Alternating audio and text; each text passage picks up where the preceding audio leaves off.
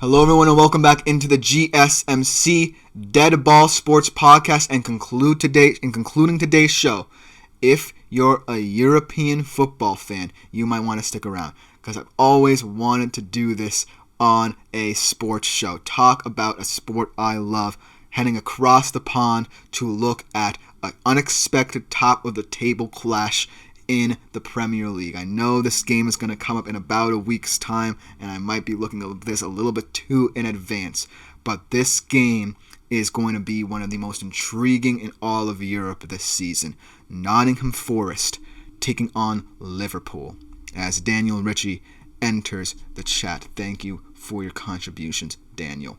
But this game is a very unusual game because it pits one of the European powerhouses over the past couple of years in Liverpool against an unexpected underdog in the Premier League title race, Nottingham Forest.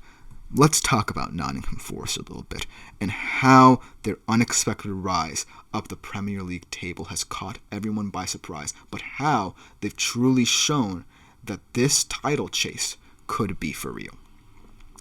Nottingham Forest, these past couple of weeks, have won 6 games, 3 against sides that are in Europe this season.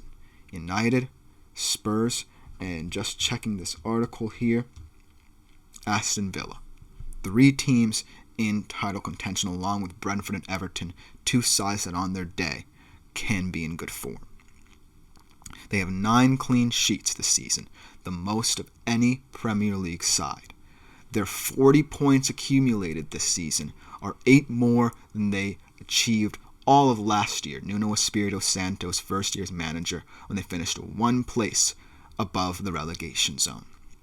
Their 6-game winning streak has not been seen in Nottingham Forest history since 1966-67. The legendary Brian Clough managed that Nottingham Forest side. So this is history right here for Nottingham Forest.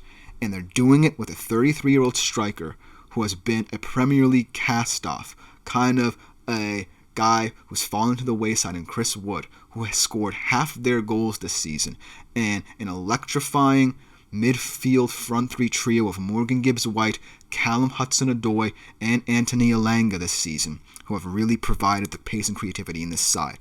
That of all the top 4 sides has scored the least amount of goals. Only 26 goals scored all season.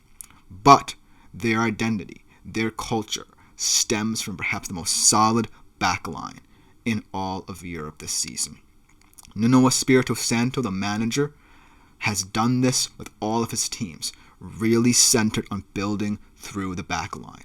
He's done it with effect in Wolves, establishing them as a top side in the Premier League, a side staying well above relegation until now. After he left, he did it to a T at Tottenham, well, not necessarily effectively at Tottenham, and I'm sorry Spurs fans for mentioning his short-lived tenure there, but I had to. And now he's doing it with Forest to the tune of leading them to 3rd place in the Premier League, only on goal difference. I believe that this game is going to be played before the North London Derby, which we're also going to talk about next week. So if Forest does win this game, they will be 2nd place for the time being, at least for a day, behind Liverpool in the Premier League table. But let's talk about Liverpool for a second, because this is a slot machine. After the Jurgen Klopp era, after all the emotions, after all the fun that Jurgen Klopp brought to Anfield, they hire a kind of semi-serious guy in Arne Slot of Feyenoord, a guy who is seemingly untested in the depths of the Premier League. And he has created a quote-unquote slot machine, a possession-based monster that's seeing Liverpool play some of its best football. 14 wins, 4 draws, 1 loss. And yes, one of those draws came just a couple of days ago at Anfield in the snow against a Man United side that really had been struggling up to that point. But I think that game is more about Man United finally coalescing as a team than whatever Liverpool did wrong. Because Liverpool still looked very potent in that game, and they still look very potent in this one as well. They have one of the best defenses in the league. And yes, there's a lot of impasse here in terms of contract situations as their top 3 stars are being talked about constantly, but they're still playing some of the best football in Europe. And I do want to mention this. The only loss Liverpool has suffered this season has come to this very Nottingham Forest team. 1-0 all the way back in matchday 4. Yes, it might seem irrelevant to talk about this game compared to this game because Liverpool has looked much better and we know more about them now than we did at the start of the season. But it's still sitting in the back of my mind as to how Nottingham Forest can do it again. The 1-0 result came on a lone Callum Hudson-Odoi goal all those weeks ago, and it really has offered a pathway in for Nottingham Forest to really challenge the title race, because had they not won that game, we could be talking about Liverpool opening up a 9-point gap at the top, an even bigger gap at that. But the gap is only 6 for both Arsenal, who can be more proven as a title contender, but still haven't necessarily proved that they can take a team all the way these past couple of years, and Forest, who are going to definitely struggle to score goals all season, but still are in the thick of it. And so this offers a mouth-watering clash of absolute cinema at the top of the table. And I feel like the best way to examine this game is how Nottingham Forest can take the air out of it and how Liverpool can inject their pace and creativity. And I feel like battles are going to be won defensively for Nottingham Forest and through the midfield for Liverpool. So let's talk about Forest strengths first and their keys to victory here. And I feel like it's not going to be as simple as it was those many weeks ago, where they were able to employ their solid back line to a T and really hit Liverpool on the counter-attack for that one goal. It's going to have to be more of a team effort. And I don't really trust this Nottingham Forest midfield. In fact, I can name a lot of players in their front 3. I can name a lot of players in their defense, but I don't necessarily know how this midfield, who I can't really name or pinpoint one focal point, if you do not include those players who I mentioned, Gibbs White, Hudson-Odoi, or Elanga amongst the midfield depth as a midfielders, I can't really name someone who can be a game changer for them in that area of the pitch. And Liverpool have a lot of game changers in that area of the pitch on the other hand. So that's going to be where Nottingham Forest will struggle to get a hold of this game. Now Liverpool, let's talk about the midfield. Ryan Gravenberch has really looked rejuvenated under Arne Slot, really one of the best ball carriers in the entire Premier League and potentially all of Europe, at least this season, and someone who they really trust in those areas at the pitch, advancing the ball. Then you have Alexis McAllister, who adds a little bit of creativity, and then you also add in the wing-back play and how effective they can be on the flanks with both Robertson and Trent Alexander-Arnold, creating those overlaps on the flanks specifically, but also essentially at times that are really hard to pick up if you're Forest. But I really think where the strength of Forest lies is their back line.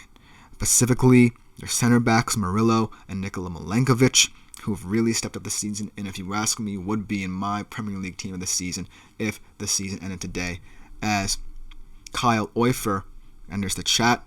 Thank you, Kyle, for your comment. But ultimately, I do feel like where Nottingham Forest falls short is the over-reliance on those 4 men that I discussed before.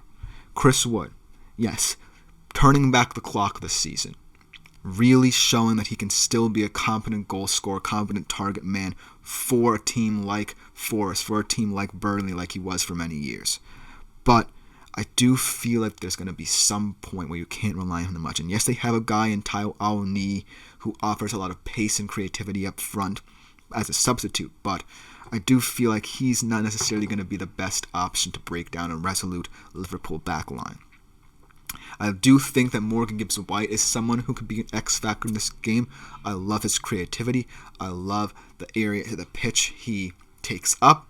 And I do think that as a result, he could be someone who, if this game is close, late in the tie, could be someone who can swing this game in Nottingham Forest's favor, but it's going to be difficult going up against Ryan Gravenberch and Alex McAllister, who are also tough defensively, especially Gravenberch in terms of winning the ball back, leading all the major statistical categories you like for a midfielder in the Premier League. And I feel that, when you look at the wings, Callum Hudson-Odoi, Anthony Elanga are fantastic players in their own right. Callum Hudson-Odoi loves to cut inside, loves to cut and shoot, most specifically Anthony Elanga adding a little bit more pace and directness from the wings.